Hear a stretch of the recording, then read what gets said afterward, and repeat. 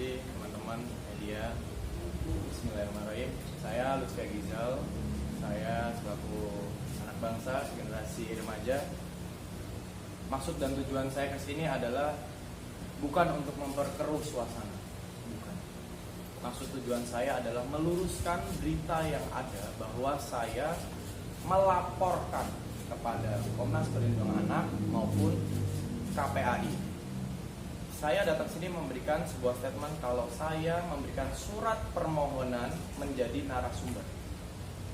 Fungsinya apa? Fungsinya adalah saya ingin mengangkat sebuah konten edukasi. Di mana konten edukasi ini saya berangkat dari berita yang saya temukan. Saya percaya berita ini tidak asal orang menaikkan, karena di selalu perusahaan pasti ada redaksionalnya dan ada produsernya. Tentunya dengan adanya berita yang saya temukan, maaf, kata anjay ini adalah plesetan daripada anjing yang dikatakan oleh beberapa berita tersebut. Di pemikiran saya adalah berarti ada orang yang berpikiran anjay itu adalah plesetan ataupun kata yang diperhalus dari kata anjing. Saya hadir di sini adalah saya takut sekali kalau sampai anak kecil, kalau sampai remaja kita ataupun siapapun termasuk diri saya tidak memahami bagaimana cara menggunakan kalimat tersebut. Kalau digunakan untuk hal yang positif, saya sangat dukung.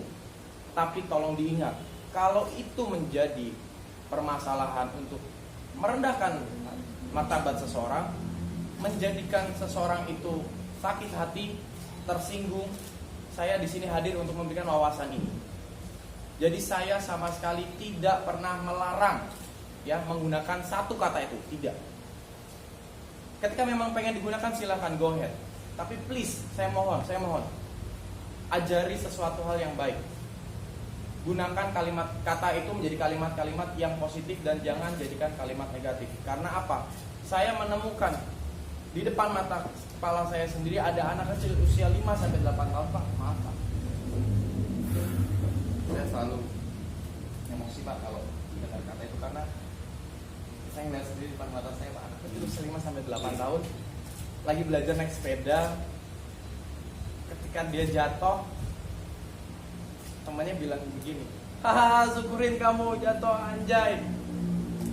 Itu dia dilakukan di saat orang tuanya lagi meleng, Pak. Saya yakin anak kecil ini tidak tahu artinya apa. Saya mengajak seluruh rakyat Indonesia, kita bantu usaha guru-guru kita, guru dosen, pahlawan tanda jasa, semuanya, pemuka agama, apapun itu, semua mengajarkan suatu hal yang baik. Karena tanggung jawab itu adalah tanggung jawab kita semua, bukan hanya orang tua di rumah. Karena ingat, kita tidak bisa mengawasi siapapun anak kita kalau bukan cuma kita sendiri di keluarga, tapi juga faktor lingkungan kita harus jaga. Itu aja tujuan saya. Dan sama sekali saya tidak pernah melaporkan, ya, tidak pernah melaporkan siapapun anak itu untuk berdasarkan hukum. Tapi saya menjadikan itu sebuah fenomena untuk saya tanyakan kepada Komnas Perlindungan Anak yang memang, maaf, fokus dan bidangnya di bidang perlindungan anak.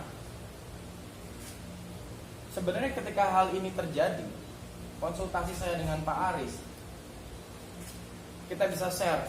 Insya Allah masyarakat di luar akan menerima dengan tujuan ini memberikan sebuah wawasan dan edukasi supaya tidak ada orang yang terpidana, tidak ada orang yang tersakiti, tidak ada orang yang dilaporkan dari segi hukum karena masalah sepele dengan satu kata yang bisa dirangkai untuk menyakiti seseorang. Saya mohon, influencer, public figure, artis, termasuk saya sendiri saat ini sedang dilihat. Ketika kita dilihat seseorang, maka kita punya power of social media. Bagaimana kalau kita sama-sama mengajarkan suatu hal yang positif, memberikan suatu edukasi yang positif, supaya apa? Supaya masyarakat semua ini bisa berpikir kita harus bersikap seperti apa. Itu saja tujuan saya. Dan saya mohon influencer siapapun itu, janganlah malah kita mengajarkan maaf, main game sambil ngomong tit reaction ataupun ngomong tit. Kalau bukan kita yang jaga, siapa lagi? Kalau memang generasi kita sudah terbiasa dengan hal yang buruk, hal yang aneh, hal yang kurang diterima oleh sesuatu hal, jangan kita ajarkan juga ke generasi kita selanjutnya. Itu aja sih Pak. Itu bentuk kepedulian saya sebagai masyarakat Indonesia. Di dompet saya masih ada KTP Indonesia. Maka dari itu kebebasan berpendapat itu adalah hak segala bangsa. Dan tujuan saya adalah ketika memang pendapat kalian berbeda dengan pendapat saya tidak masalah. Saya tidak sakit hati, saya tidak apa-apa. Yang penting kita harusnya tidak menjadi perpecahan. Teman-teman saya yang berbeda pendapat, saya merangkul mereka. Saya tunjukkan kalau memang kita tidak ada masalah. Seperti itu. Yang saya takutkan adalah ketika saya melakukan seperti ini, akhirnya Pak, Instagram saya di take down, di report sama banyak orang. Saya takut aja nanti tidak ada generasi ataupun anak remaja yang bersifat kritis, memberikan sebuah edukasi, bertujuan positif. Mereka takut Pak, mereka trauma karena melihat kondisi saya seperti ini. Karena 150 juta orang menghujat saya Pak.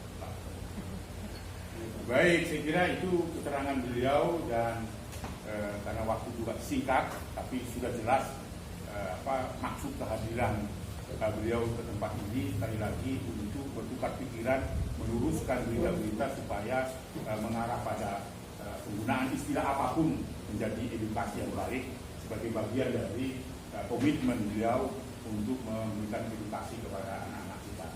Kalau masih ada 1, 2, 3 pertanyaan untuk beliau, silakan. Bang, izin. Selain dari contoh kasus yang diceritakan sama Lutfi tadi, Abang apakah pernah menemukan contoh kasus lain yang penggunaan kata anjay itu menyakiti orang lain atau merendahkan segala macam gitu? Karena sehari-hari yang kami tahu, yang saya tahu aja gitu, kata anjay itu sebenarnya digunakan bukan untuk menyakiti, tapi lebih kepada kekaguman, pujian, anjay bajunya baru, anjay segala macam gitu. Karena kalau kesal sama orang misalkan jarang yang bilang anjay lo, anjing paling kayak gitu, kayak kalau kesal beneran gitu. Mungkin Bang Haris pernah punya contoh kasus itu? Iya, jadi sebenarnya sebelum beliau datang ke sini ada laporan masyarakat sebenarnya untuk meminta kepada Komnas Perlindungan Anak memberikan pengertian, penjelasan apa itu kata anjay itu. Karena ada komunikasi di antara anak dan orang tuanya yang sudah saling tersinggung. Sementara anaknya tidak bisa menjelaskan apa sesungguhnya makna dari anjay itu, nggak bisa dia, karena dia tak ada menerima itu. Sementara tadi seperti kita katakan tidak rahasia umum lagi itu berasal kata anjing itu. Nah orang tua karena dia sudah melalui masa remajanya pernah mendengar itu, kok anakku ini jadi begini, dalam konteks rumah tangga itu disakitinya di situ gitu. Belum ada yang melapor bahwa itu akhirnya menimbulkan kekerasan dan kekerasan fisik, tidak. Tetapi kekerasan verbal itu sudah muncul. Karena di definisi di Undang-Undang 35 tahun 2014 untuk kawan-kawan semua, kekerasan verbal di luar kekerasan fisik itu sudah praktik tindak pidana. Jadi kalau ibunya misalnya, tadi kalau apakah pernah menemukan pengaduan itu?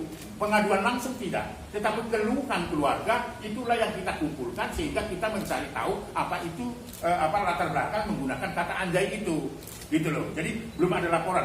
Tetapi kalau sekali lagi kalau semua apapun siapapun yang menggunakan bahasa apapun, kalau dia berimplikasi hukum dan merendahkan martabat, nggak ada toleransi terhadap itu. Bukan hanya kata anjay, gitu. Karena sebelumnya kan ada kata-kata yang hampir mirip. Coba deh cek. Kata-kata yang sebelum anjay itu hurufnya tidak lari dari kata anjing itu.